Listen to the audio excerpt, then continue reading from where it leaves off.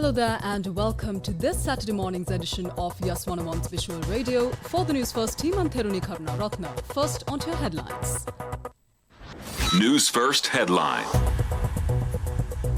Islamic State claims responsibility for Moscow concert hall attack.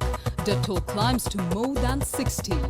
Agreement of the International Monetary Fund to provide further financial assistance to Sri Lanka, says Prime Minister. SLPP party meeting held. Basil expects President to grant election. Some 45,000 volunteers selected for Paris 2024 Games. International news. We start off this bulletin with some news overseas that made it to the headlines. Gunmen opened fire at a Moscow concert hall on Friday, killing at least 60 people, wounding 100 and sparking an inferno, with the Islamic State group claiming responsibility. Attackers dressed in camouflage uniforms entered the building, opened fire and threw a grenade or an incendiary bomb.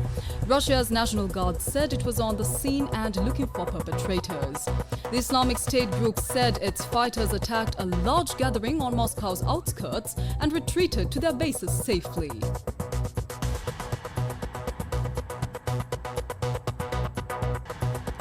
Meanwhile, Prime Minister Dinesh Gunawardena stated that the International Monetary Fund has agreed to provide further financial assistance to Sri Lanka, and that Sri Lanka qualifying for the next steps of the IMF agreement is a victory for the whole country. He made these comments yesterday while attending a foundation stone-laying ceremony for the new surgical ward complex at the Avisavela Base Hospital. The Prime Minister said that he has recently met with the representatives of the International Monetary Fund and that they expressed happiness as Sri Lanka has now reached a certain steady path of development.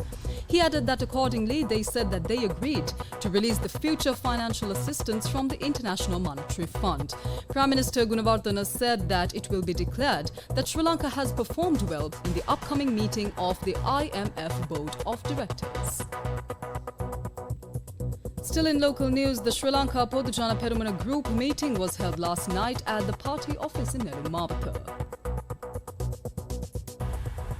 Founder of the Sri Lanka Podujana Peramuna, Basil Rajapaksa, speaking to the media, said that he expects the president to agree to hold the election that the people are expecting. He reiterated his stance of preferring a parliamentary election to be held before the presidential election. Sports news.